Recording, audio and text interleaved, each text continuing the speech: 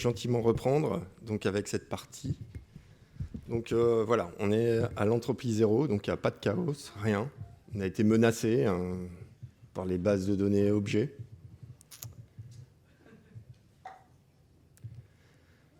On a vu que la normalisation, c'était bien, mais pas toujours. À analyser au cas par cas. On va commencer par ça va être plus sympa pour reprendre. Donc, jusqu'à présent, nous avons parlé essentiellement de modélisation dans les perspectives de stockage, de structure d'accès et de structure intrinsèque de la donnée.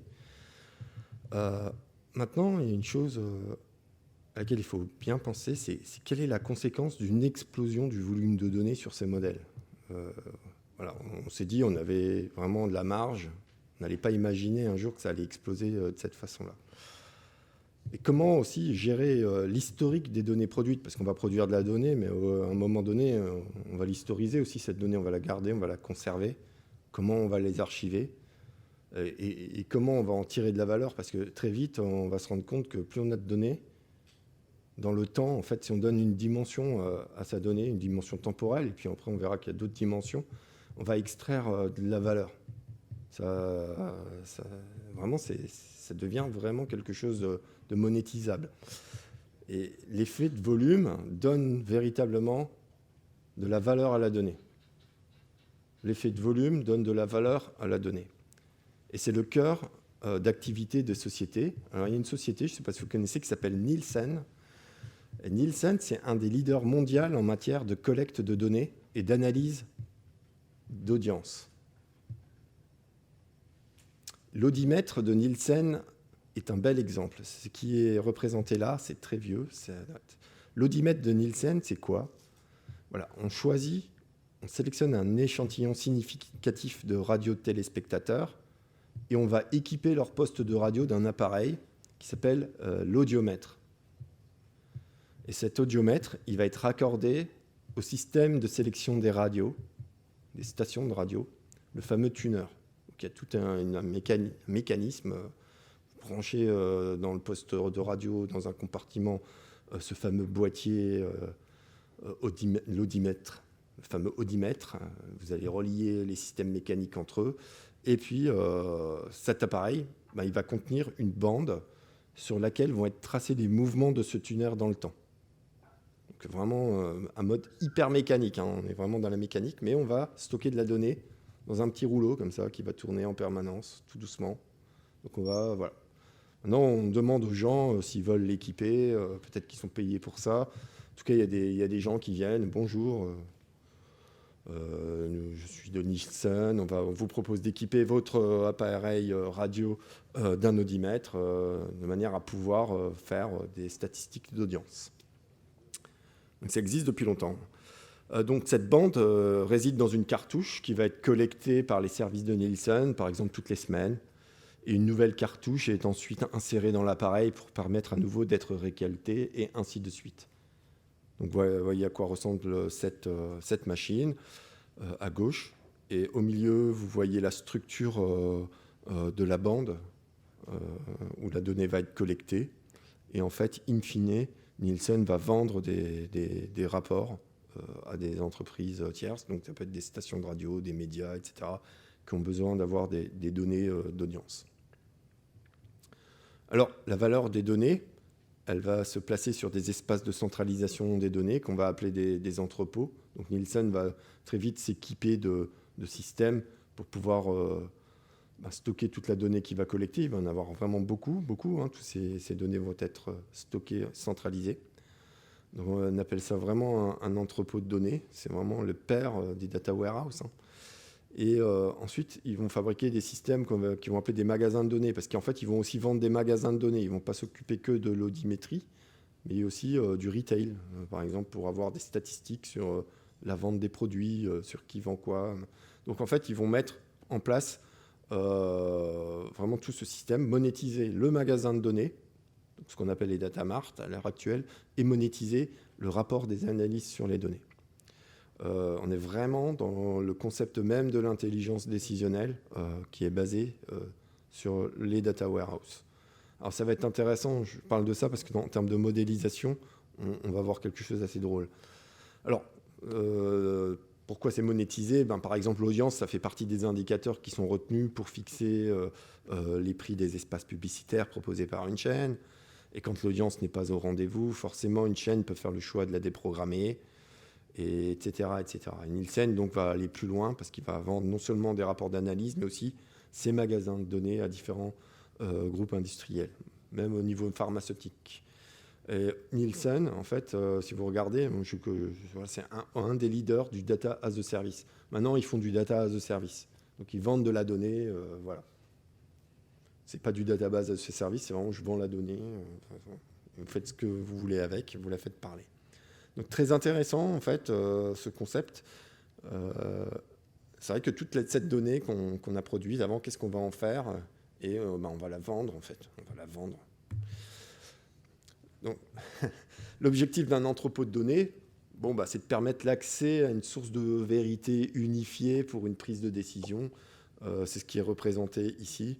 Donc, on va partir d'une source. Donc là, c'était en l'occurrence des sources identiques, hein, comme des petits objets connectés, en fait, les fameuses cartouches.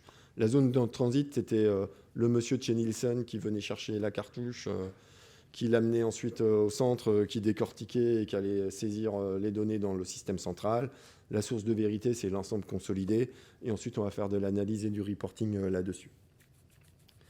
Donc c'est vraiment ce côté fréquence de collecte des données qui va offrir des perspectives nouvelles. On va mettre la perspective temporelle, normale, mais d'autres perspectives. On va avoir d'autres dimensions d'analyse. On va appeler ça des dimensions.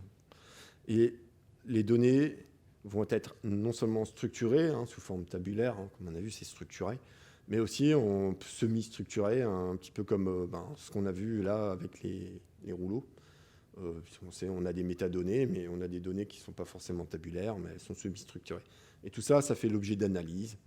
Et on va aller encore plus loin, puisque comme on va produire de la donnée, non pas que dans les bases de données, mais aussi dans tous les tableurs, etc., l'idée, ça va être d'agréger toutes ces données produites et former ce qu'on appelle des entrepôts de données.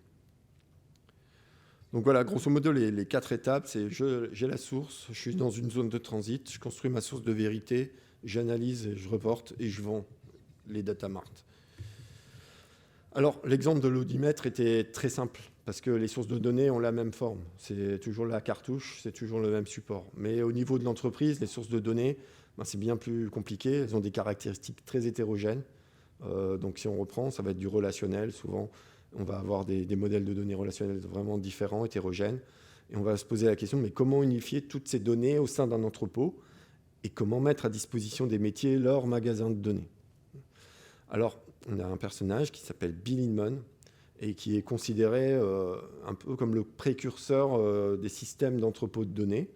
Lui, il va proposer de modéliser les données avec une vision globale de l'entreprise.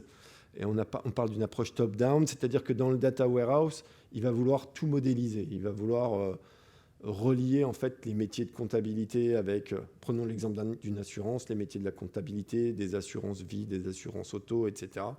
Il va vouloir reformer un nouveau modèle où tout est lié. Donc c'est vraiment une approche top-down. On va comprendre globalement comment fonctionne l'entreprise, on va le modéliser, on va créer le data warehouse de cette façon. Donc de façon finalement très normalisée. Ça va être très très normalisé. Alors la difficulté, ça va être de construire un modèle efficace qui va relier. Donc déjà conceptuellement, c'est quand même difficile à faire. Et les données, elles vont être fortement structurées avant diffusion dans les magasins de données. Donc aussi, la diffusion dans les magasins de données, ça ne va pas être forcément facile. Il va falloir extraire des sous-parties, etc. Mais ça va très bien marcher. C'est une approche qui est utilisée encore aujourd'hui. Ça a ses avantages et ses inconvénients. Et donc, l'auteur de ce modèle connu, c'est Bill Inman. Après, il y a un modèle assez révolutionnaire qui va arriver. C'est le modèle de Ralph Kimball qui a inversé la tendance. C'est-à-dire qu'au lieu de mettre les data marts en aval, il va vouloir les mettre en amont. Et c'est une alternative hyper intéressante. Donc, il va avoir une approche bottom-up où chacune des sources va être extraite et ensuite chargée dans un magasin de données selon un modèle qu'on va appeler un modèle dimensionnel. Et c'est là où le modèle dimensionnel va être intéressant parce qu'en fait, il va proposer une modélisation unique, data mart par data mart. C'est-à-dire qu'on va avoir le même type de modèle, et l'agrégation va être vachement plus simple sur le data warehouse. Et ensuite, on va pouvoir faire des analyses. Alors, qu'est-ce que c'est un modèle dimensionnel? C'est ça. Alors, on va parler d'une structure en étoile. On va avoir deux types de tables.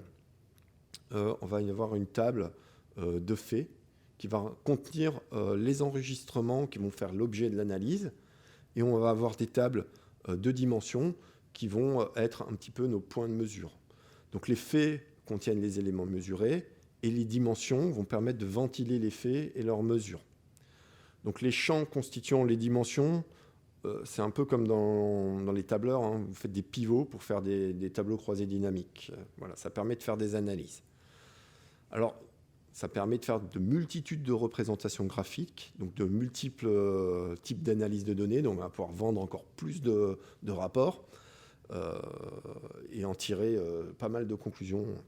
Donc la performance, elle va primer vraiment sur la redondance. Donc en fait, le modèle, il va tendre à être complètement dénormalisé pour plutôt se concentrer sur la valeur de la donnée. Alors ici, c'est intéressant puisque vous allez voir ce qu'on appelle un cube OLAP à 3 dimensions. C'est ni plus ni moins qu'une table de faits au centre avec 3 dimensions sur le côté. Donc un cube avec 3 dimensions. Donc si au centre, je modélise une table de faits pour des shows TV. Sur chaque show TV, je vais mesurer son audimat, je vais mesurer le nombre d'invités, par exemple, n'importe quoi, la durée du show, n'importe quoi, et je vais essayer de prendre des mesures autour. Donc première mesure, c'est la dimension temporelle. Alors à ne pas confondre avec un timestamp. Hein. L'idée, c'est vraiment, c'est l'année, qu'est-ce qui s'est passé en 2020. Je vais ventiler sur 2020. Le mois, qu'est-ce qui se passe les mois de février, par exemple? Est-ce que le mois de février, on observe quelque chose sur cette... le lundi, le mardi, le mercredi, jeudi, c'est quand est-ce qu'on va programmer? Enfin, voilà, c'est pas un timestamp. Hein. Et l'heure aussi, pour voir si l'émission, elle est bien programmée aux bonnes heures. Quoi. Si vaut mieux la mettre à 20h ou à 19h. Un exemple. Ça, c'est une dimension. Après, une autre mesure, ça va plutôt concerner l'animateur de télé. Son nom, voir... quel genre il a, s'il est idiot, pas idiot, s'il a une année, quelle est son année de naissance aussi, pour savoir s'il n'est pas trop jeune, pas trop vieux, enfin voilà. Et puis, il faut aussi avoir des dimensions thématiques. En fait, à vous d'imaginer hein, le sujet, la catégorie, c'est quoi le thème, qu'est-ce qui intéresse le plus. Et puis, on va avoir une relation 1N, et puis on va pouvoir parcourir comme ça très facilement, faire parler les données. Donc on va avoir vraiment un tableau croisé dynamique en sortie de la sélection. Donc on appelle ça une structure en étoile. Voilà. Et donc ça c'est bien parce que si chaque data mart que vous voyez en amont de la chaîne adopte exactement le même modèle, ça va être facile de tout merger dans le data warehouse. À la différence du modèle d'Inmon où il voulait tout modéliser, il voulait modéliser le monde. Alors ça va donner ça. Donc au final, dans le data warehouse, l'approche Ralph Kimball, chaque data mart étant constituée en schéma d'étoiles, poussée dans le data warehouse en aval de la chaîne, on appelle ça une constellation. C'est vraiment le terme, hein, c'est une constellation. Donc c'est l'avantage de l'approche bottom-up, vous pouvez rajouter une source au data warehouse très facilement, parce qu'en fait on va agréger facilement les structures en étoiles dans la constellation. On n'aura pas forcément des liaisons. Alors après, il y a le schéma en étoile, après il y a le schéma en flocon. Schéma en flocon, c'est quand on doit normaliser les dimensions. Quand il y a trop de dimensions, qu'il y a un problème de redondance, on va normaliser. Mais en général, voilà ce que ça donne. Donc là, on est vraiment... Vous voyez, c'est une première forme de dénormalisation vis-à-vis de la volumétrie de la donnée. Donc c'est deux choses qui vivent pas très bien ensemble, finalement.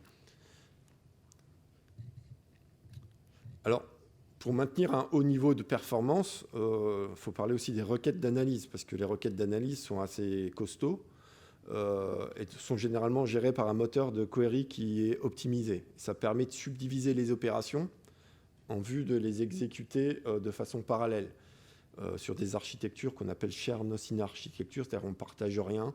En fait, c'est un peu comme du stateless, quoi. Il n'y a rien, quoi. Chacun va produire son résultat. Et ensuite, il y a une agrégation qui va se faire. Ça ressemble presque à du MapReduce, ce genre de choses. Donc, on appelle ça une technique de Massive Parallel Processing. C'est plutôt lié à du hardware de base, puisque ça va puiser ses ressources dans celle du processeur d'une machine, puis plus tard dans des architectures distribuées sur plusieurs machines. Donc un des leaders en matière, c'est en 1984, c'est Teradata. Donc Teradata, il s'est positionné très rapidement sur ce secteur, plutôt sur l'aspect hardware au départ, en proposant des machines performantes permettant de faire cela. Donc c'est des machines multiprocesseurs.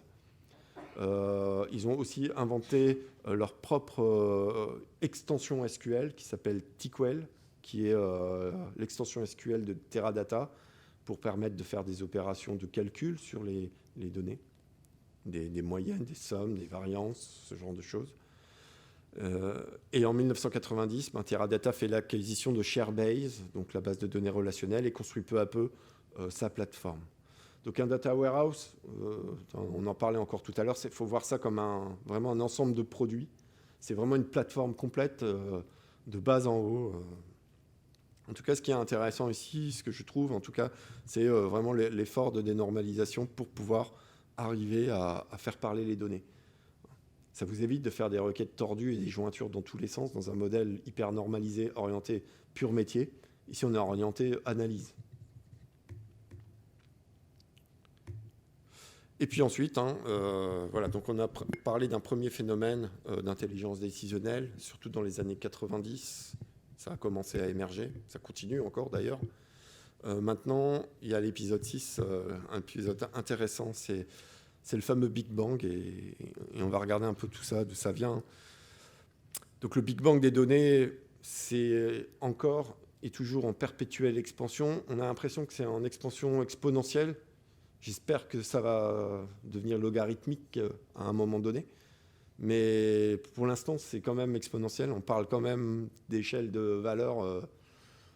Voilà, on était en pétabytes la fin des années 80.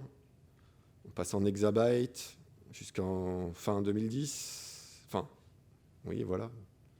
Et puis là, maintenant, on est vraiment dans le monde du zettabyte. En plus, ce sont des nouvelles terminologies qui ont été inventées récemment.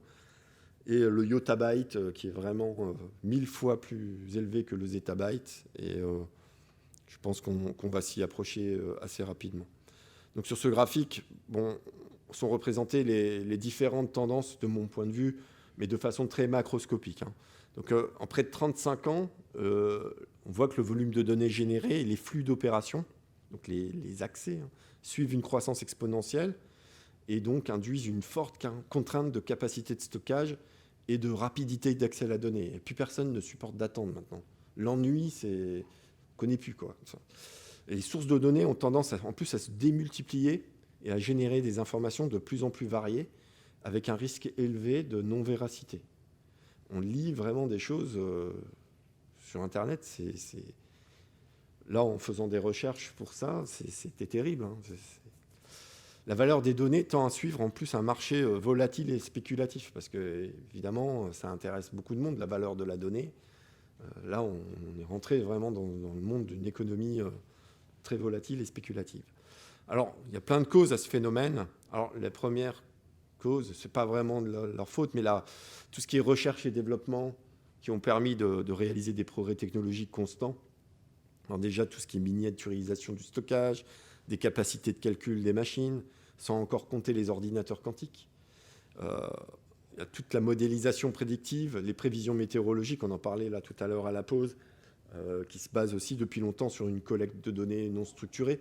Tout ce qui est satellite, réseau de stations de mesure au sol, les bouées, les radiosondages, les capteurs embarqués dans les avions de ligne et les navires.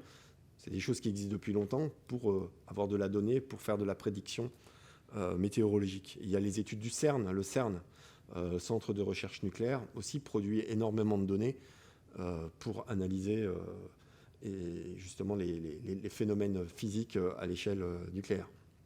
Et puis l'analyse du génome humain, également, il produit beaucoup de données, beaucoup de données de calcul intermédiaires, etc. Alors ça, c'est une première cause. Alors, sachez que le machine learning, ça existe depuis les années 80. D'ailleurs, j'ai découvert que c'était quelqu'un qui habitait à Soissy sous Montmorency, dans le Val d'Oise, qui est un chercheur maintenant qui habite aux États-Unis depuis les années 80, une grosse pointure, un Français. C'est le père du machine learning. Je n'ai pas mis sa photo là, mais J'ai été assez impressionné de voir ça. Et donc, voilà, ça existe depuis longtemps. Tout ce qu'on vit actuellement, c'est des choses qui sont là depuis un petit moment, avec les moyens qu'il y avait à l'époque, bien sûr, en termes de calcul. Alors, il y a un autre phénomène, c'est la désindustrialisation, je pense, du monde occidental. Ça a forcé notre système économique à se développer d'une autre façon. On a développé une économie de services, on s'est créé des nouveaux besoins. Et il y a une forte concurrence qui a aussi libéré les systèmes décisionnels pour que ces systèmes soient toujours plus réactifs pour préserver la rentabilité des entreprises qui sont toujours de plus en plus en concurrence sur leur secteur d'activité. Donc il y a la composante recherche, la composante économique, et puis il y a la composante sociale qui est assez étonnante aussi. Ce sont les réseaux sociaux et ce que j'appellerais l'assistanat et l'addiction digitale.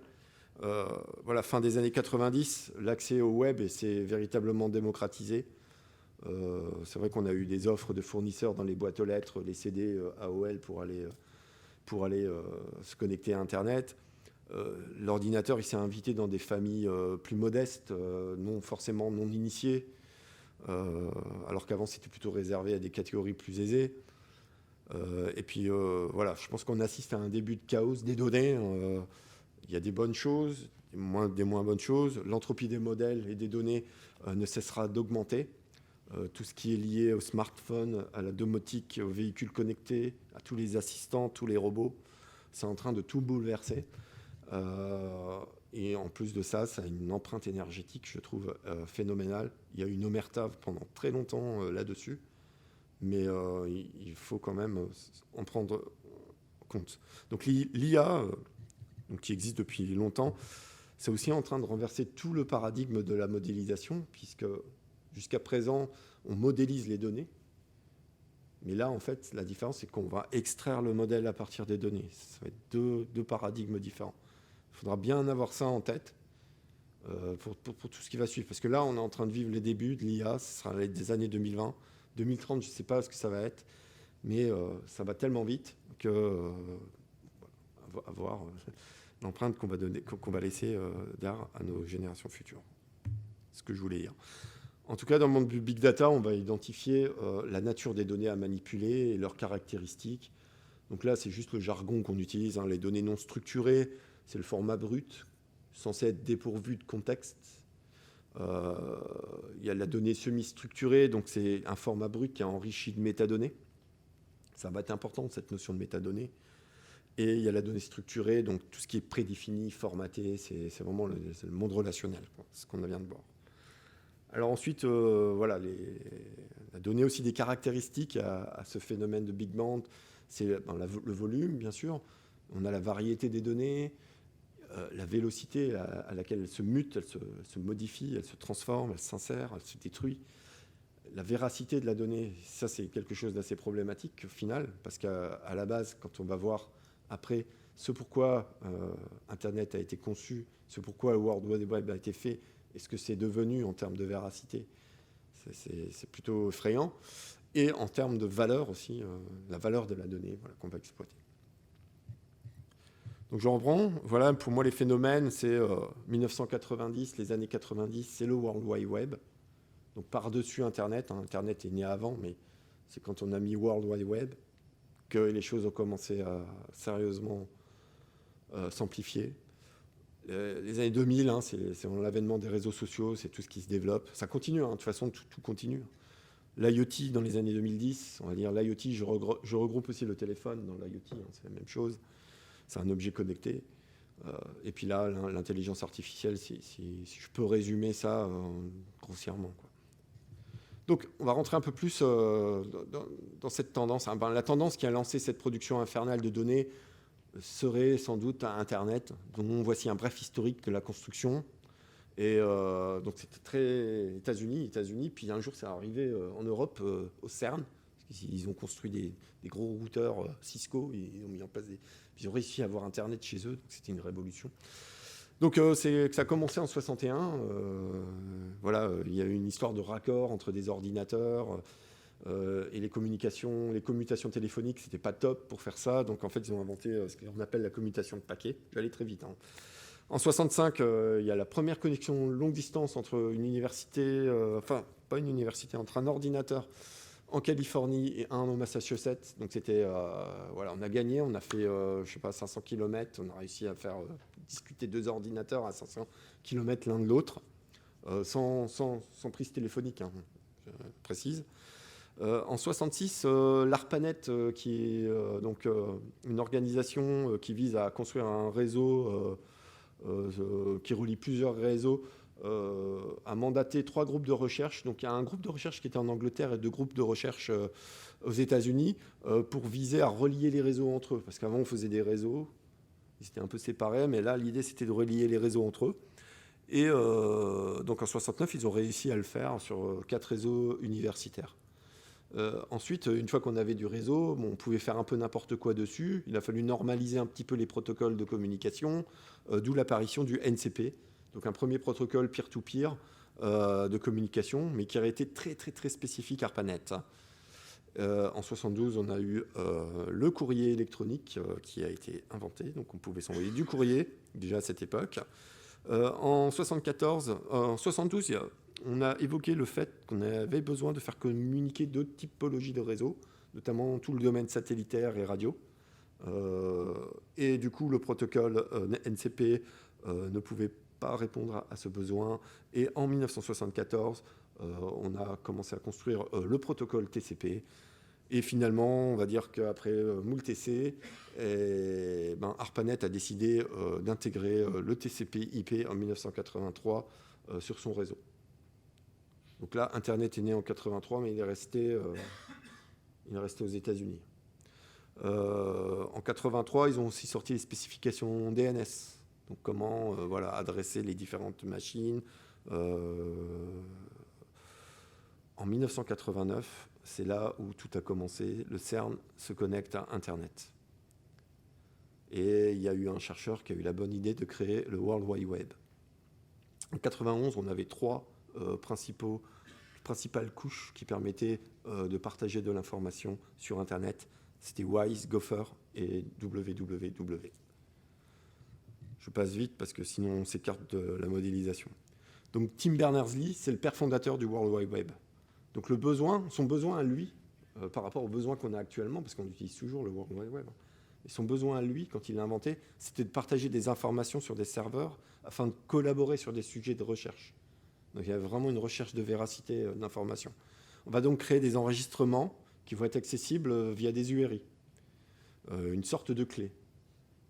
Donc en fait, on va retrouver un modèle qu'on connaît déjà, donc on va avoir des URI qui sont des clés, dont la valeur va être une page web statique, comportant des données textuelles et des métadonnées qui vont être décrites en HTML. Alors là, je vous fais une description un peu bizarre, mais c'est vraiment en termes de modélisation de données. Il a modélisé les données qui vont circuler sur le réseau. Et en plus, ces enregistrements, ils sont des pages web et contiennent des liens vers d'autres pages web.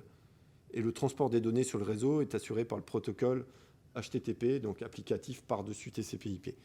Et vu comme cela, on est vraiment dans le graphe distribué. Il a repris les URI, c'est les clés, les documents, c'est des pages HTML. Dans la page HTML, on a les métadonnées et la valeur. Et en plus de ça, on va créer des liens entre les URI. Il a 2 concurrents à l'époque. Il y en a un qui s'appelle WISE et un qui s'appelle Gopher. Alors WISE, ça permettait de se connecter à des serveurs qui contenaient une base documentaire et d'y faire des recherches. Mais il n'y avait aucun lien qui reliait les machines entre elles. Et puis on était voilà, c'était vraiment du textuel pur. Gopher, lui, permettait de consulter des documents, lire des textes en ligne, permettait de télécharger des fichiers, faire des recherches par mots-clés assez sophistiquées, et il utilisait des connexions à des serveurs via du telnet. Par contre, on n'avait pas d'image. Je crois que la révolution de WW, c'était l'image aussi, le fait de mettre du média intégré dans la page. Et donc, voilà, à quoi ressemblait vraiment la toute première version d'Internet, du World Wide Web, la page d'accès au World Wide Web. Donc là, on est loin encore des navigateurs actuels dans cette version. Mais voilà, tout simplement, c'était la page, la main page de World Wide Web. Et puis au fil du temps, voilà à quoi ressemble le graphe des occurrences de sites représentés par leur URI. Donc c'est la fameuse toile. Bon, là ici ça ressemble à des confettis et des serpentins, mais vous voyez bien que on a des documents en fait pointés sur des URI. Donc on a des URI qui servent de pointeurs et d'adresses. Donc finalement on est toujours dans la modélisation des données. On vient de modéliser quelque chose. Alors, les premiers moteurs de recherche, le problème dans tout ça, c'est que, bon, au début, ça allait quand on était dans le cadre du CERN, mais quand ça a commencé à s'étendre, pour rechercher l'information, voilà, c'est très compliqué. Donc, les premiers moteurs de recherche sont nés vers les milieu des années 90 et classaient les résultats en comptant le nombre de fois que les termes de recherche apparaissaient sur la page. Donc, c'est le cas de l'ICOS en 95 et c'est le cas d'AltaVista aussi, qui fonctionnait... juste pour information, en 98, juste avec 20 serveurs, qui étaient des serveurs multiprocesseurs de 64 bits. Et au total, ces machines étaient dotées de 130 gigaoctets de mémoire et 500 gigaoctets d'espace disque. Et ça répondait à 13 millions de requêtes par jour. Sauf que cette méthode de recherche, au bout d'un moment, elle n'était pas toujours très très pertinente, puisque ce n'est pas que en comptant le nombre d'occurrences d'un texte de recherche qu'on va avoir une pertinence d'information. Et c'est là où le génie de Larry Page, Sergey Brin et d'une troisième personne que j'aurais dû citer d'ailleurs, qui lui-même a construit ce premier moteur d'indexation. Voilà, ils ont indexé tout ça sur les relations, plus entre les sites web plutôt que le site web en lui-même. Ils ont fait ce qu'on appelle PageRank, donc on compte bien sûr le nombre d'apparitions des termes, mais il va avoir aussi le nombre de visites, ils vont compter le nombre de visites, ils vont essayer de cartographier le nombre de liens qui pointent vers la page, ils vont cartographier des tas de choses, ce qui va permettre d'obtenir des recherches beaucoup plus pertinentes. Et ça va avoir une conséquence aussi sur leur fréquentation. Et on va voir qu'après, ça va bousculer énormément Google, qui va apporter énormément de choses en termes d'architecture assez rapidement. Alors, on est voilà, aux alentours des années 2000, et l'indexation, les moteurs de recherche, c'est vraiment le sujet de l'époque. C'est vraiment, on cherche à rendre des résultats de recherche pertinents. Voilà. Il faut vraiment essayer de trouver une pertinence dans la recherche. Et du coup, il y a une librairie d'indexation et de recherche textuelle qui est utilisée par de nombreux moteurs de recherche. Pas Google. Google, ils ont toujours fait tout eux-mêmes. C'est Lucene. Lucene, ça a été créé en 2000. Et ça utilise, pareil, le concept d'index renversé, comme on a vu précédemment. Ça, c'est un truc qui existe depuis longtemps. Ça vient des index thématiques. Sauf que là, les reverted index, on va les appliquer à l'ensemble des données textuelles de tout ou partie d'un document. Donc on va tout prendre, on va découper tout et on va tout indexer. Donc c'est vraiment l'idée, c'est je split tout et je normalise le résultat splitté dans cette structure de revert index, et en plus je vais y adosser des informations de pertinence, ce qu'on va appeler le scoring, tout ça, puis d'autres choses.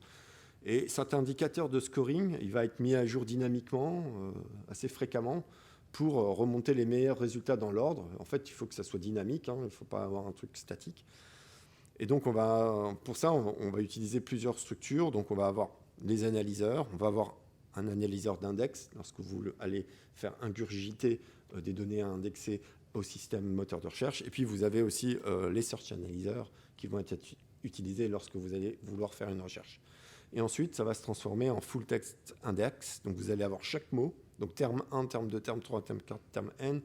Ce sont vraiment tous les mots pertinents d'un texte et ils vont être indexés. Ils vont référencer n documents ou n URI, n clés. En fait, c'est des clés, tout ça. N clés. Et à chaque index, on va avoir une autre zone. On va avoir un ranking model qui, derrière, va vous donner des critères de pertinence de leur recherche. Donc ça, c'est le procédé de Lucene, vous pouvez regarder. Vous pouvez même jouer avec, essayer d'implémenter votre propre moteur. Alors, il existe des analyseurs dans tous les langages. Vous en avez en français, en anglais, en chinois. Voilà, donc voilà, chaque implémentation des analyseurs, enfin, chaque analyseur a son implémentation de son langage. Alors, Lucene, ça permet aussi donc de faire ce genre de choses, mais aussi de la géo-indexation spatiale. Ça permet de faire ce qu'on appelle la surbrillance, le highlight, pour remonter, par exemple, les occurrences clés qu'il y aurait dans un texte. Et puis, ça permet aussi de faire des recherches à facettes.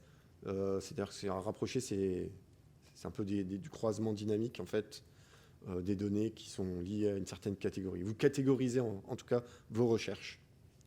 Donc ça peut être très utile aussi de remonter ce genre de choses.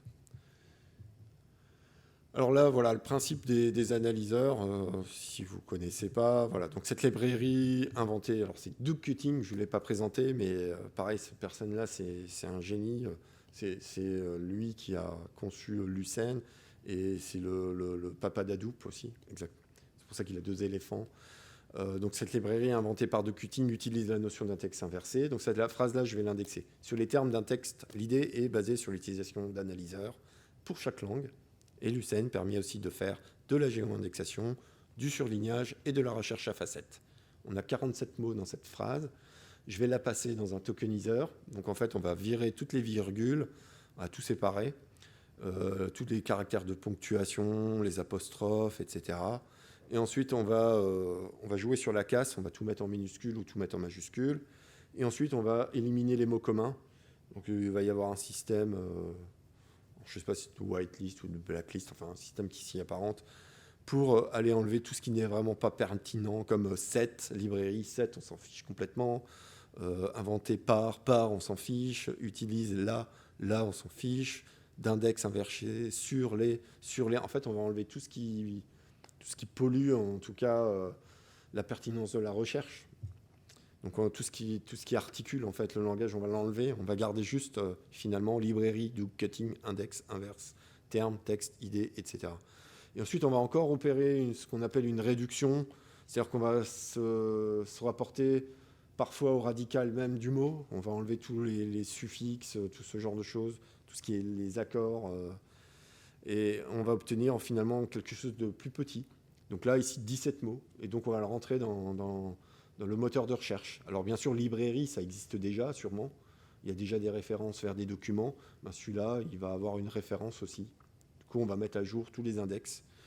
Et ensuite, là, après, on va mettre à jour aussi le moteur de scoring qui va être lié au document en lui-même. Et puis voilà, en fait, tout ça, ça expliquer comme ça, c'est rapide. Maintenant, vous pouvez regarder comment ça fonctionne. C'est très intéressant.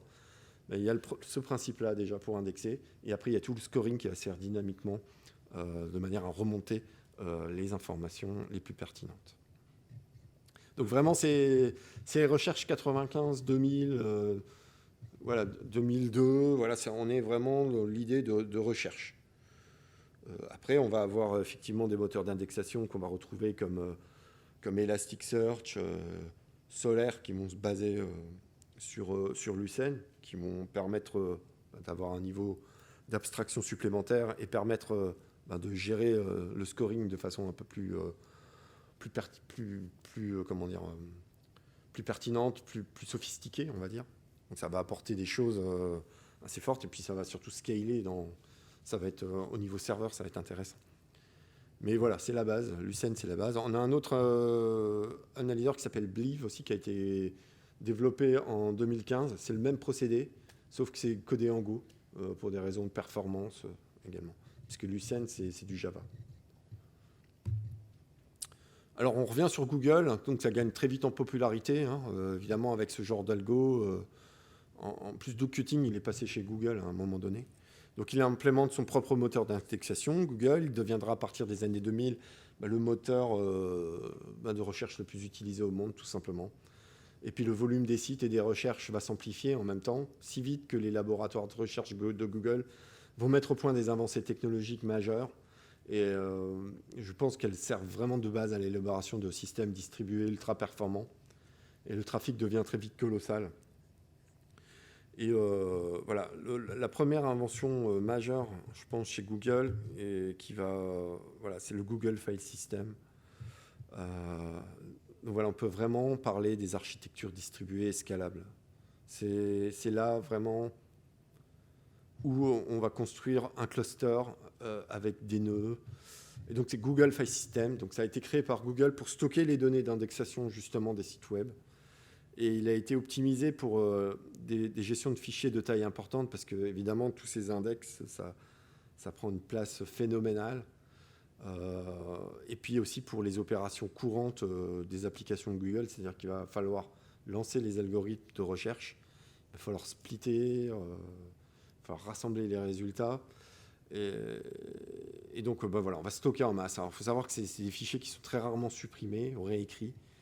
Et la plupart des accès portent sur vraiment de larges zones de données et constituent surtout des lectures ou des ajouts en fin de fichiers. Des méthodes record append. Donc, c'est de l'insertion assez dirty. On ne va pas retrier tout ça, c'est vraiment en append. Et il faut que ça réponde très très vite.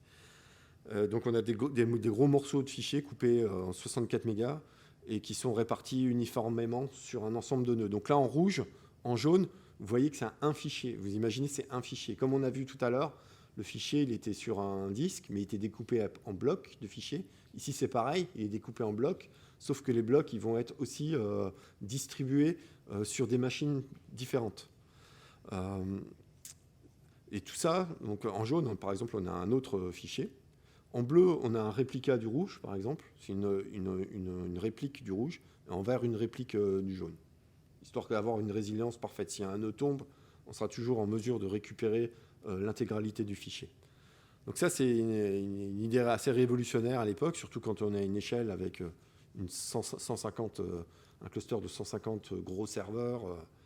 Voilà, vous avez tout le système qui est distribué, vous pouvez laisser tomber un nœud, même deux. Je crois qu'il y a jusqu'à 3-4 réplicas. Au minimum, il y a 3 réplicas sur un cluster GFS. Donc la donnée, elle est partout. Donc on appelle les nœuds des chunk servers à l'époque. Donc les nœuds, node 1, node 2, node 3, ce sont des machines. En fait, il n'y en a pas que 3, il y en a bien plus que ça. Là, c'est pour l'exemple, on les appelle les chunk servers. Et tout ça, c'est piloté par un orchestrateur qu'on va appeler un master. Alors, à ne pas confondre avec les masters et les followers ou les secondary dans les bases de données. C'est le master au sens contrôleur. C'est lui qui va vérifier que les machines répondent tout le temps, qui si jamais il y en a une qui tombe, on va prendre le réplica, on va les lire comme étant actifs.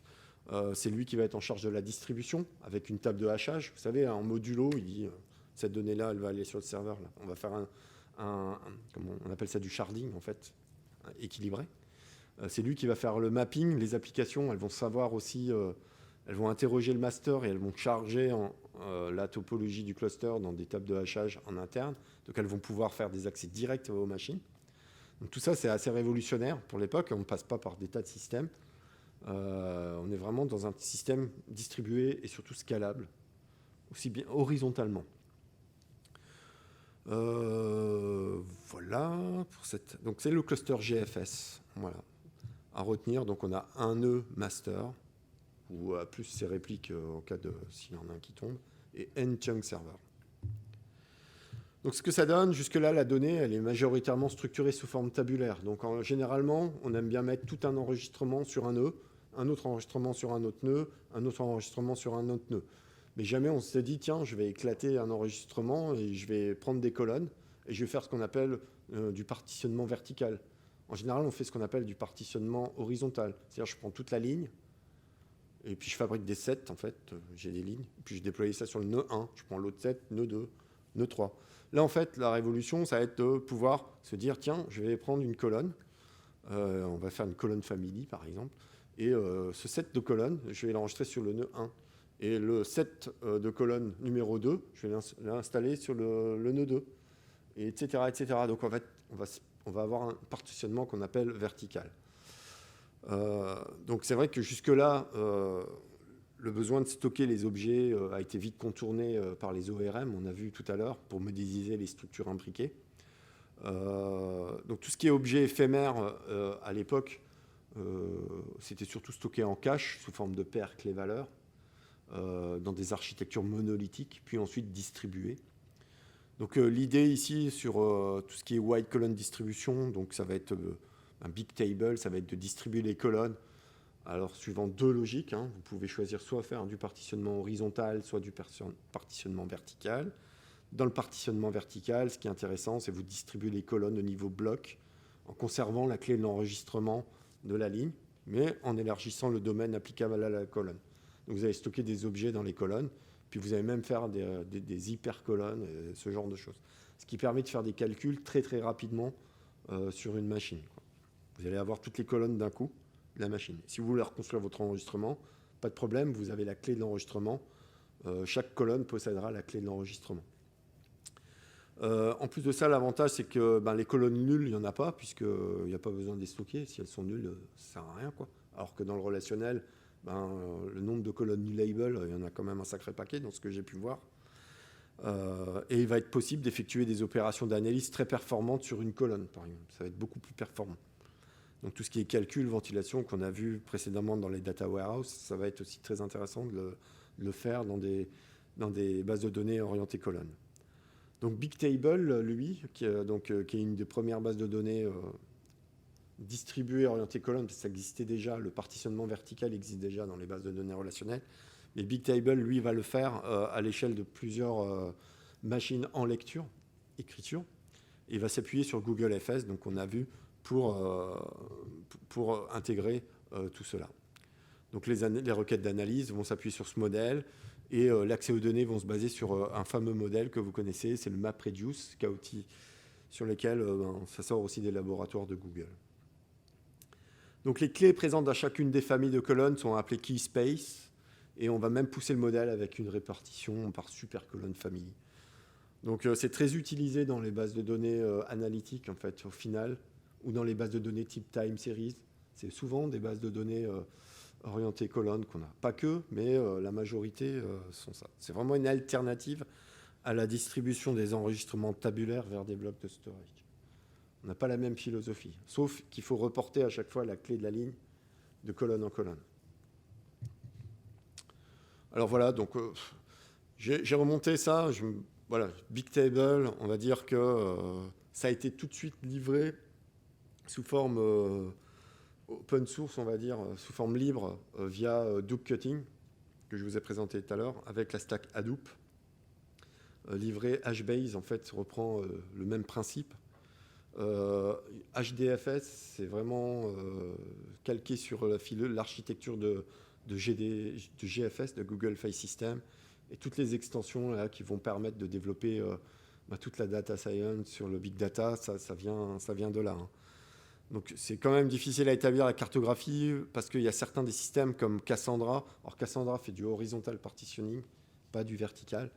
Donc il va stocker plutôt des lignes sur chaque nœud. Lui, c'est une fusion de mécanismes de stockage et de réplication qui était utilisé par AWS et le modèle de structuration des données de Bigtable. Et ça sort de chez Facebook. Voilà. Après, ils sont tous pris les uns les autres. Hein. Après, on a ScyllaDB qui est une amélioration aussi de Cassandra qui va apporter un peu plus de performance également. Qu'est-ce qu'on peut citer? Tout l'écosystème Hypertable aussi, qui est une descente directe de Bigtable. Et Hadoop, l'écosystème d'Hadoop, c'est très vaste. De base, ça contient HBase, les extensions HDFS et tous les mécanismes, le master, en fait, qui est le zookeeper pour tenir un cluster vivant. Voilà, en fait, ce qui est bien, c'est qu'Hadoop, c'est cross-platform, vous pouvez le mettre partout. Vous avez aussi le MapReduce pour opérer les données. Vous avez plein d'autres modèles. En fait, c'est vraiment une plateforme complète qui va permettre d'opérer les données. Faire des stats dessus, du big data, de faire parler, extraire la valeur. Voilà, big data, c'est j'extrais le jus, quoi. Voilà pour les wide colonnes, d'où elles viennent, en fait. Hein. Donc, vraiment, c'est cette explosion-là qui a eu besoin de faire un système de fichiers distribués. Et puis après, par-dessus le système de fichiers distribués, alors Google Bigtable, c'est 2005 ou 2004, quelque chose comme ça, c'est venu un peu après. C'est les wide colonnes distribuées. Et ensuite, 2008, Cassandra. ScyllaDB, c'est 2015. Airtable, ça doit être pareil. C'est assez récent, en fait. Mais bon. Alors après, on va parler des caches clés-valeurs. Alors ça existe depuis très longtemps, hein, les caches clés-valeurs, comme je vous ai dit. Hein, ça existait déjà dans les années 60. Maintenant, on va beaucoup les utiliser en tant que cache clés-valeurs. Pour rappel, hein, c'est une fonction de hachage qui va vous distribuer les données uniformément et va permettre d'accélérer l'accès à la donnée. Maintenant, le réseau, les serveurs, les systèmes de stockage, ça introduit de nouvelles possibilités.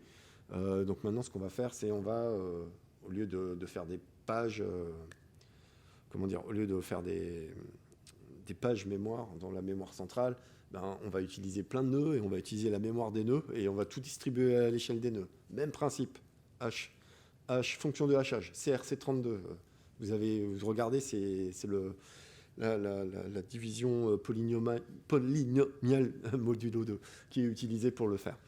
Donc les systèmes de cache vont se distribuer. Donc on va là stocker différents types d'objets non persistants, mais aussi on va pouvoir les stocker sur disque. Quand vous redémarrez un cache, c'est bien de le redémarrer à partir d'un disque, surtout quand le cache est énorme.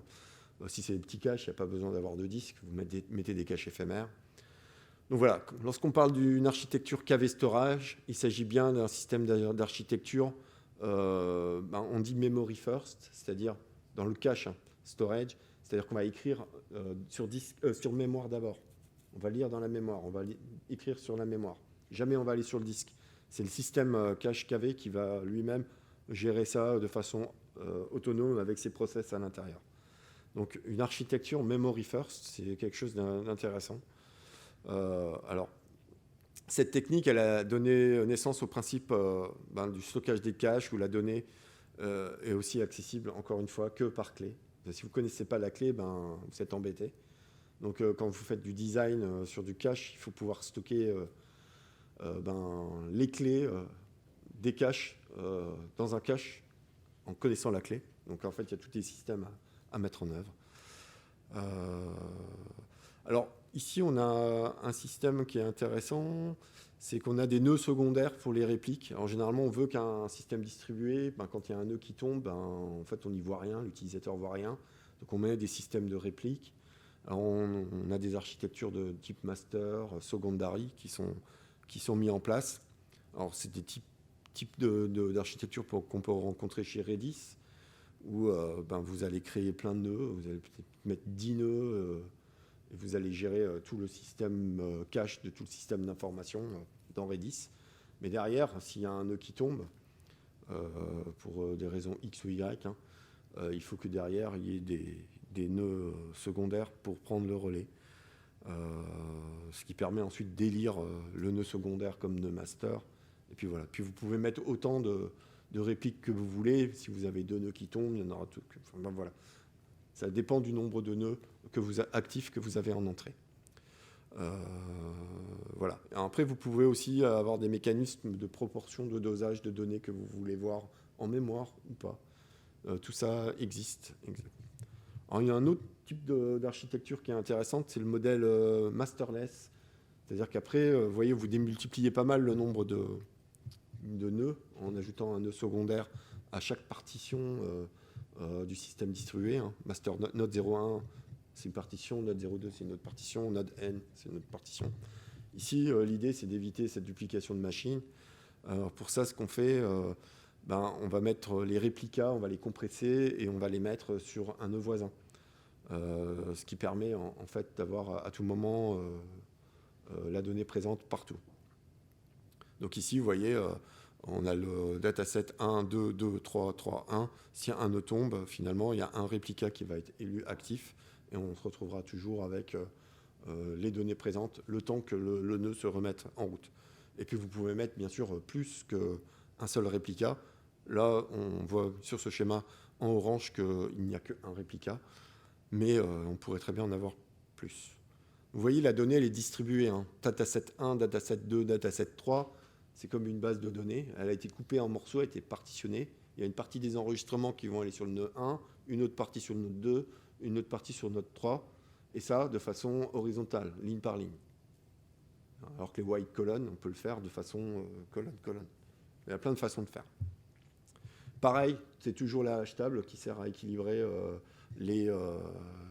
Voilà. Le sharding, il se fait de façon équilibrée avec la fonction de hachage.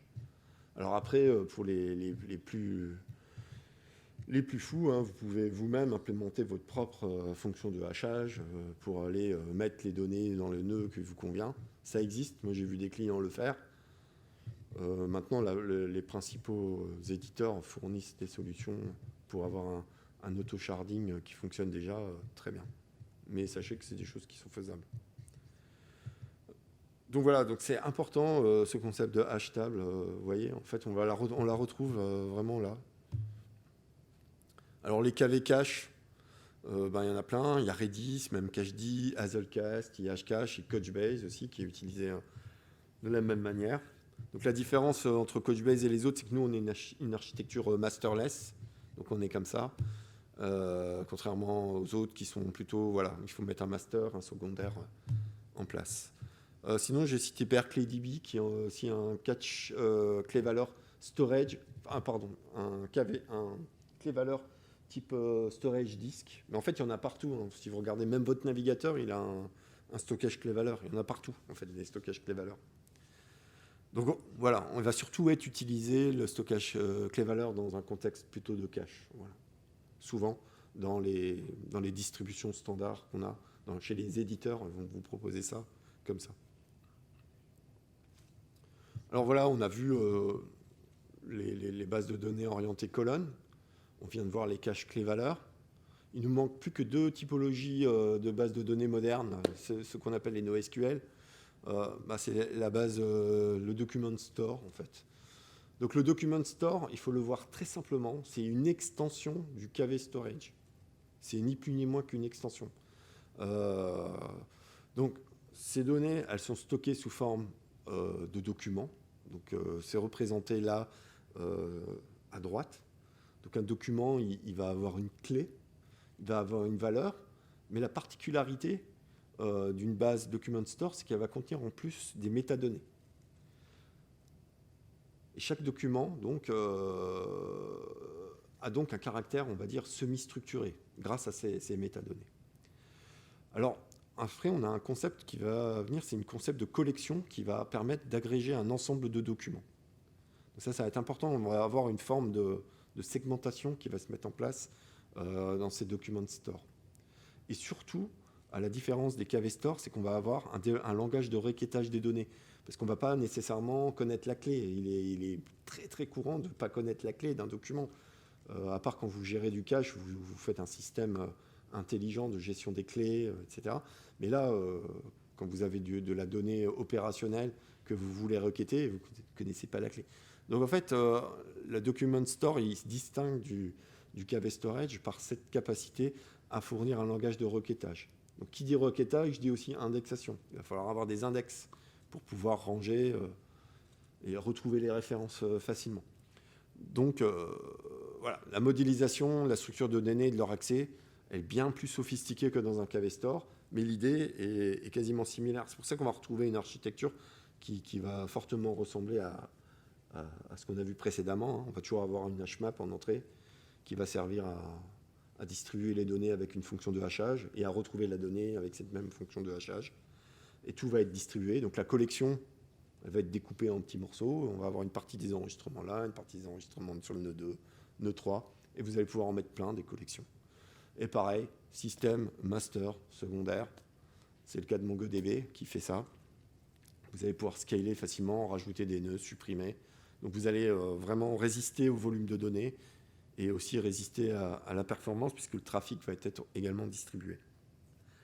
Donc c'est vraiment une chose importante à savoir. Comment distinguer cette base des bases orientées colonnes et orientées cache clé valeur, c'est qu'elles vont contenir des métadonnées et leur partitionnement il va être horizontal. Il ne sera pas du tout en type colonne.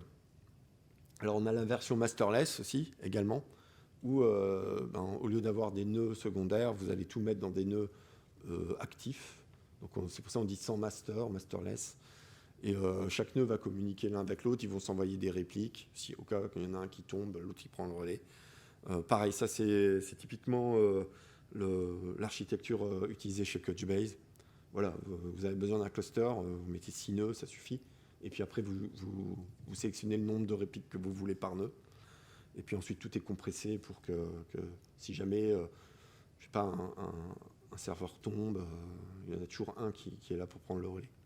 Donc c'est la composante vraiment de partitioning qui est très importante dans les bases de données distribuées. Vous voyez, le partitioning, on n'a fait que ça depuis le début. Hein.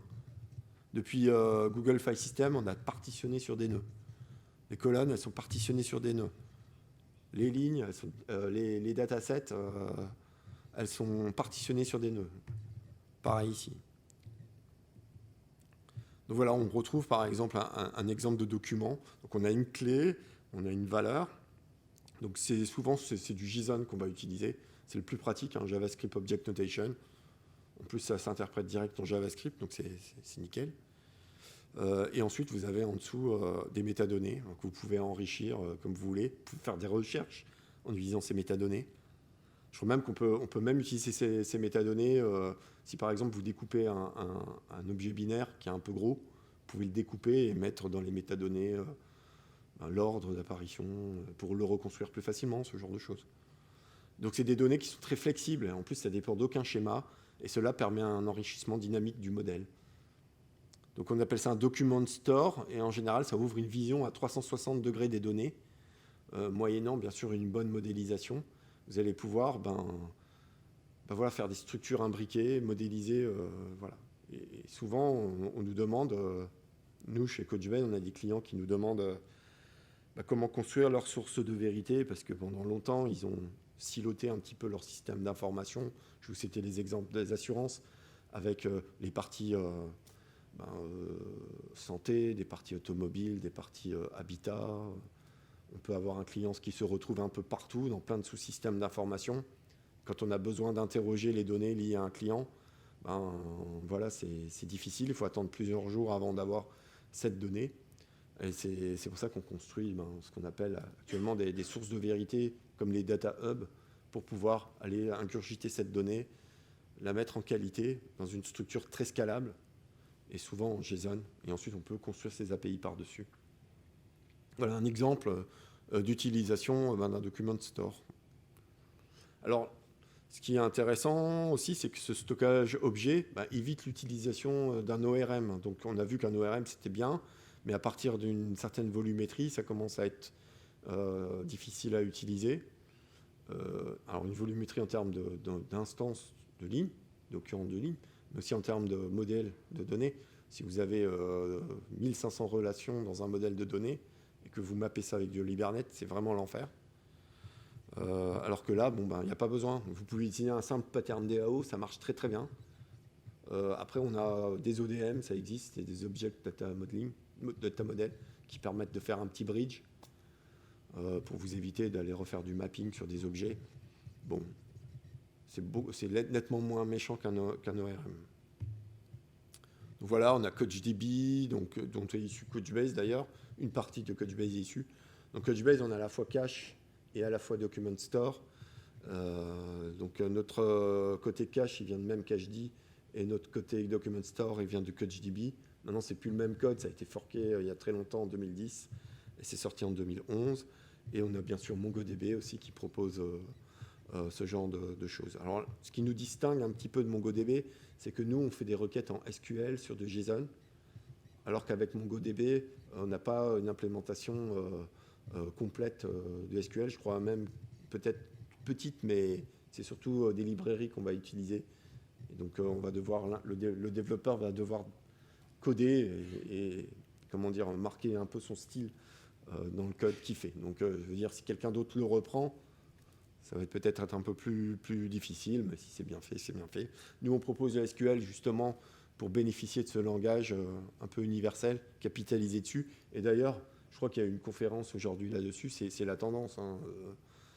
Tous ces éditeurs qu'on appelle du monde NoSQL orienté document, parce qu'on verra qu'au niveau graph, c'est pas trop la même chose.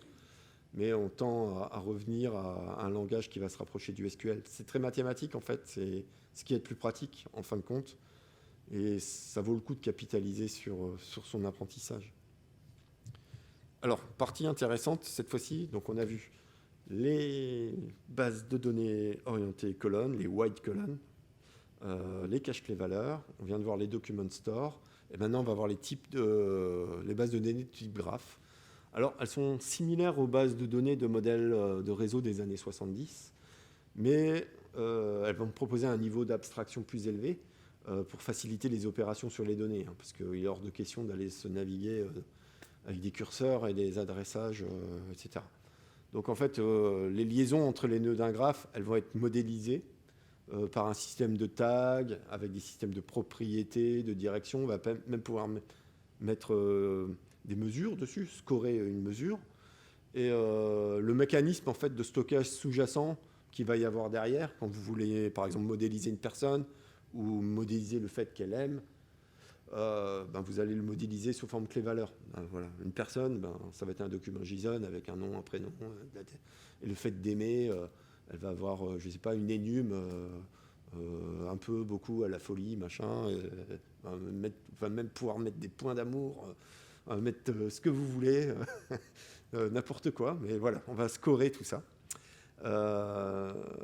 Et selon les éditeurs, les liaisons sont stockées dans différents types de bases.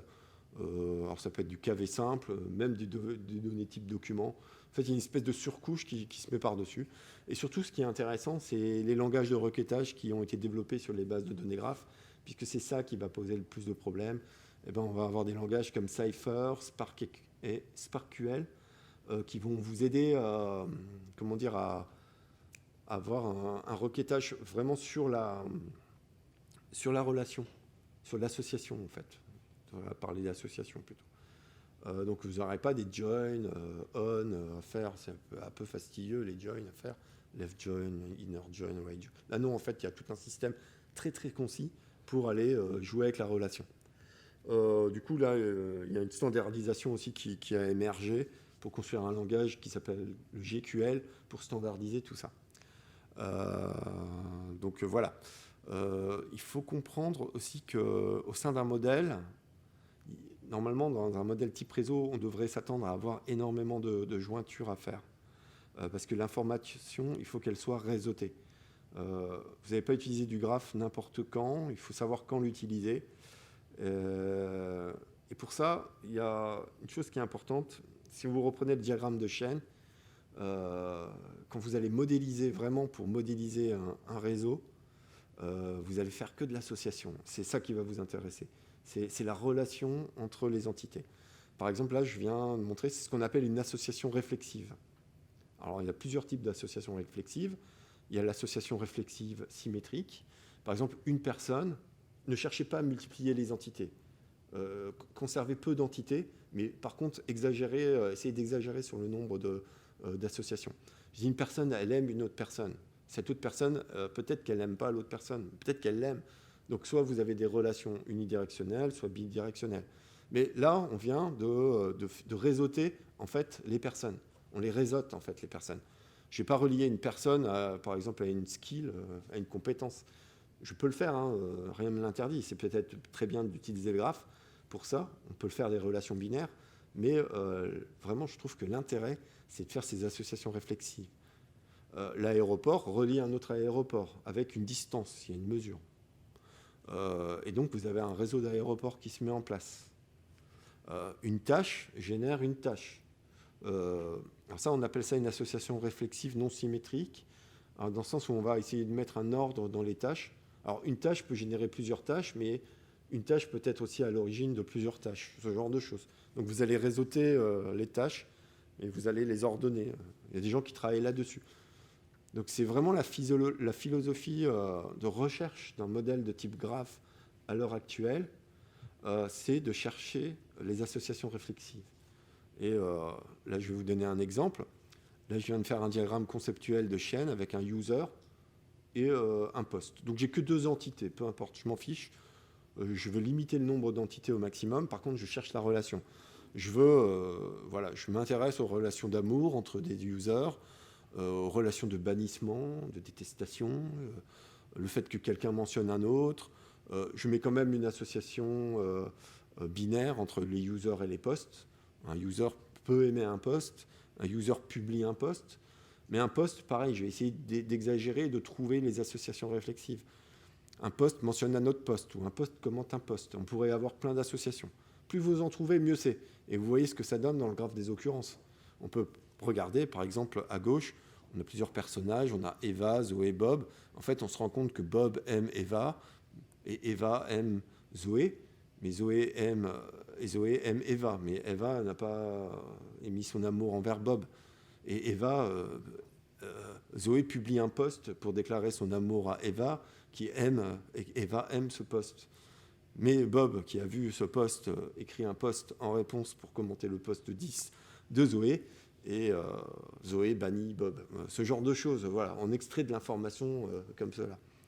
Bob mentionne Kim, Kim qui aime Sue qui aime Kim, et Sue qui publie un post dans lequel elle mentionne le post qu'a publié Bob. Voilà, en fait, c'est tous les problèmes, un problème des réseaux sociaux. Donc vous voyez, en fait, ce qui nous intéresse, c'est vraiment l'association réflexive. En fait, vous pouvez amuser à prendre n'importe quel problème, c'est assez drôle de voir ce que ça donne. Moi, pendant longtemps, j'ai fait l'erreur de vouloir à tout prix modéliser beaucoup d'entités. En fait, il suffisait de 2-3 entités, ça suffisait largement. Par contre, les réseauter elles-mêmes, avec ces associations réflexives, ça permet vraiment d'avoir un modèle hyper intéressant.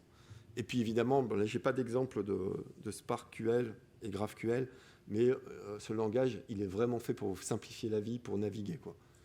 Donc vous allez pouvoir remonter, par exemple, toute une grappe de personnes qui gravitent autour de Bob, ou toute une grappe de postes qui gravitent. Et en fait, vous allez pouvoir faire des propositions, ce genre de choses. Dans le domaine du retail, vous avez les moteurs de recommandation qui sont typiquement basés là-dessus, quoi. C'est le même système, quoi. Et après, on peut prendre n'importe quel type de problématique en dehors des réseaux sociaux, c'est pas mal. Donc voilà, pour finir avec les bases de données distribuées, donc on a vu les 4 principales. Donc on a vu le modèle relationnel. Finalement, les 3 premiers modèles qu'on a vus au tout début, c'est des modèles qui existent encore et qui en plus ont été améliorés en étant des systèmes distribués. On peut rajouter voilà, le cache clé-valeur, la base de données white column plutôt, on peut rajouter avec ça. Et voilà. Donc on arrive sur le théorème de CAP. Je ne sais pas si vous en avez entendu parler. On parle souvent de ça, de CAP. Alors, juste pour vous dire, donc ça vient d'un monsieur, c'est Brewer. En fait, c'est le théorème de Brewer. En fait, il faut savoir que chaque éditeur de base de données garantit que deux caractéristiques de fonctionnement en même temps. Il y a le fait qu'une donnée soit disponible, donc A, available. Ça veut dire que le système il fournit une donnée sans délai d'attente, fraîche ou pas. Fraîche, je le dis bien parce que dans les bases de données relationnelles, elle sera toujours fraîche la donnée, hein. Ou pas. Il y a des bases, on s'en fiche de savoir si elle est fraîche ou pas, ça n'a pas d'importance sur le business. Donc voilà, si elle n'est pas fraîche, on dit qu'elle n'a pas vraiment de contrainte de cohérence. On va dire qu'elle est eventually consistante. Voilà. Donc le but du jeu dans A, c'est il faut la mettre à disposition le plus vite possible. Ensuite, à la composante C, c'est tout le monde voit les mêmes données au même moment. Je fais une transaction, j'écris, tout le monde, partout, on voit tous la même donnée. Donc voilà, ça veut dire que cette donnée, si je suis dans le monde relationnel, cette donnée, elle doit être fraîche. Donc dans le côté disponible, c'est pour ça que je marque sans délai d'attente, fraîche ou pas, mais sans délai d'attente, c'est ça qui est important. Donc en fait, on considère que les SGBDR, elles ne peuvent que résoudre ce problème A et C, parce qu'elles ne sont pas partitionnables par défaut. Elles peuvent être partitionnées, mais pas de façon horizontale comme on le voit. On ne va pas pouvoir ajouter des nœuds comme ça, refaire une distribution des données éclatées. Alors, on aura des systèmes de partitionnement vertical, ça existe. On va partitionner sous forme de schéma, mais ce ne sera jamais le même set de données qui va être coupé, comme un jeu de cartes qu'on distribue. Ce n'est pas du tout ça. Mais par contre, ça présente son avantage, c'est que en termes de transactions, ça marche très très bien, très vite. Donc tout le monde voit les données au même moment, les mêmes données au même moment, et elle fournit une donnée sans délai d'attente fraîche, si vous avez mis des index corrects, bien sûr. Ensuite, on a une autre composante, c'est la composante de partitionnement. Donc, on l'a vu, hein, c'est si un de mes nœuds est malade, je peux encore travailler. Donc le cluster, il a des enfants, mais il travaille tout le temps. Même quand ses enfants sont malades, il peut travailler. Donc c'est le concept de partitionnement. Et c'est là où les bases de données non relationnelles agissent. Donc on a les mécanismes natifs des bases de données de type Document Store, qui sont dites CP, parce qu'elles sont capables d'assurer le fait que tout le monde voit les mêmes données au même moment, c'est-à-dire qu'elles sont strongly consistantes, et que si un de ces nœuds est malade, elle peut encore travailler.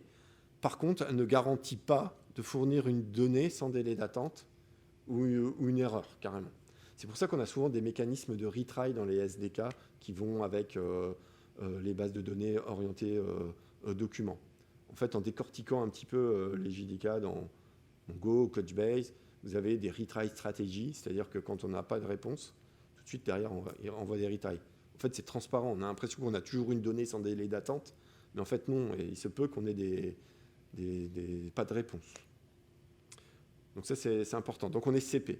Après, on peut switcher. La plupart des bases de données non relationnelles ont aussi la possibilité de switcher, parce qu'en fait, l'idée des clusters, c'est aussi d'en créer plusieurs des clusters et de se mettre, par exemple, en mode actif-actif, par exemple, pour faire de la géodistribution. Vous allez distribuer une partie du trafic dans une région, une partie du trafic dans un autre. Et là, en fait, la topologie du cluster change. Le cluster, lui, à l'intérieur, il est strongly consistant, mais du point de vue de l'utilisateur, quand il va naviguer, quand il va utiliser les deux clusters, en fait, les deux clusters ne sont pas forcément synchronisés au même moment. Donc, on va dire que la donnée, elle va être fournie, d'accord, sans délai d'attente, parce que c'est ce qu'on veut, mais elle va être sans contrainte de cohérence. C'est-à-dire que deux utilisateurs peuvent voir des données différentes au même moment. Mais par contre, elle sera toujours P. Toutes les bases de données non relationnelles seront P. Donc retenez juste que AC, ce sont les SGBDR. Les CP, ce sont les bases de données non relationnelles type document qui veulent une contrainte strongly consistante. Et les bases AP non relationnelles, c'est celles quand on a des clusters distribués. En fait, pour le coup, c'est les clusters en mode actif-actif. On est plutôt sur un système AP. Donc voilà. Et le modèle de stockage, donc on a compris, hein, maintenant, pour faire une base de données, c'est quand même important de comprendre comment fonctionne le stockage des données, comment les données sont structurées. Hein. Vous voyez, de toute façon, finalement, il n'y a pas des masses. Hein. Il y a le tabulaire, le type graph, le KV. Dans le V, on met ce qu'on veut. Après, il y a des extensions. Hein. Le document, c'est une extension du KV. Le graph, c'est un petit peu le mélange des deux.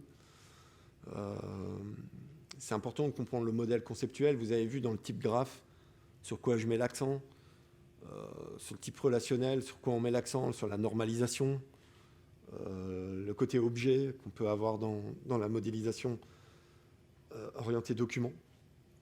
Et surtout penser à la façon dont vous allez accéder aux données, quoi. C'est très important. Et donc voilà, comment on peut résoudre ça. Alors, vous avez tous entendu parler du MCD, du MLD, du MPD. Alors le MCD, c'est le modèle conceptuel. C'est vraiment l'abstraction complète. C'est le diagramme de chaîne. Vous n'avez pas besoin de grand-chose. Vous essayez de le modéliser, vous concentrez dessus. Vous définissez la sémantique. C'est important d'accorder vraiment toute son attention sur les termes que vous allez utiliser. C'est le moment ou jamais. Discutez-en autour de vous. Faites des groupes de travail. J'ai jamais travaillé tout seul sur un modèle de données. Il faut faire venir les groupes de travail. Il faut organiser ça. Voilà, chacun apporte son idée. Trouver vraiment le médiateur qui va être le meilleur pour être à l'écoute suffisant de tout le monde pour essayer de comprendre les choses. Mais le modèle conceptuel, c'est pas que ça, c'est aussi identifier le cycle de vie des données. Il y a eu une époque où on avait tendance à tout mettre dans le même schéma et on construisait un modèle de données hyper gros, énorme, avec plus de 1000 tables. En fait, à l'intérieur, on se rend compte qu'on a des agrégats qui n'ont rien à voir les uns avec les autres, quoi. On est en train de faire des métiers différents ou des sous-métiers différents dans le même modèle. Et ça, c'est juste toxique pour les données. Donc, pendant le modèle conceptuel, il faut s'attacher à identifier le cycle de vie des données. C'est créer les agrégats.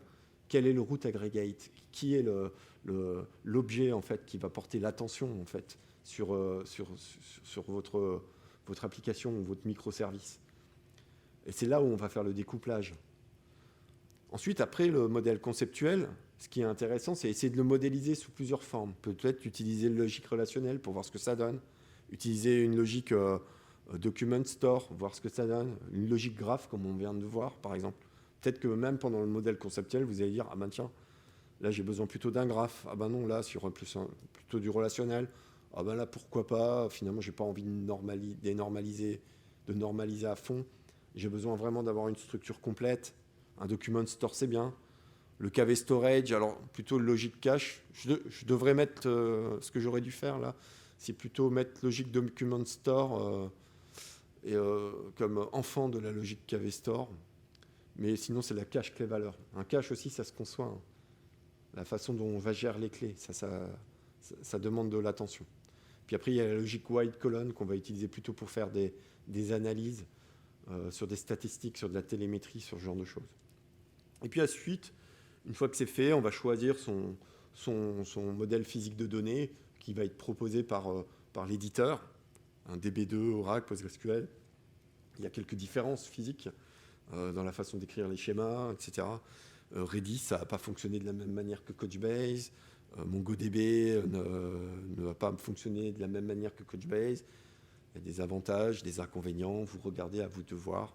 Dans la logique graph, on a Log4j, ArongoDB, pareil. Il y a tester comment vous accédez à la donnée, si c'est facile, des tests de performance, par exemple.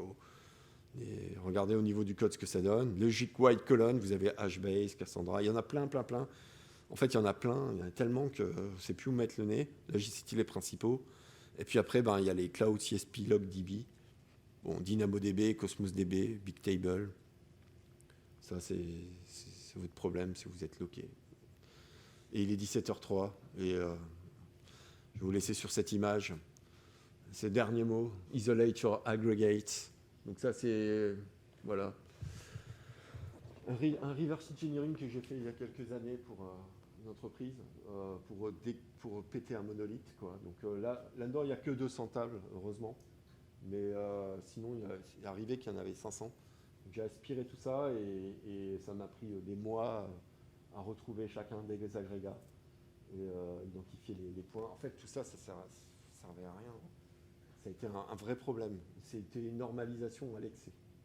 En fait, vous pouvez normaliser une dizaine de tables, c'est bien, mais dès que ça arrive à 200 tables, c'est juste l'horreur. Et en plus, il y avait un Hibernate collé dessus. Donc voilà, donc tout tombait, ça tombait tout le temps. Donc, voilà. Ben, je vous remercie.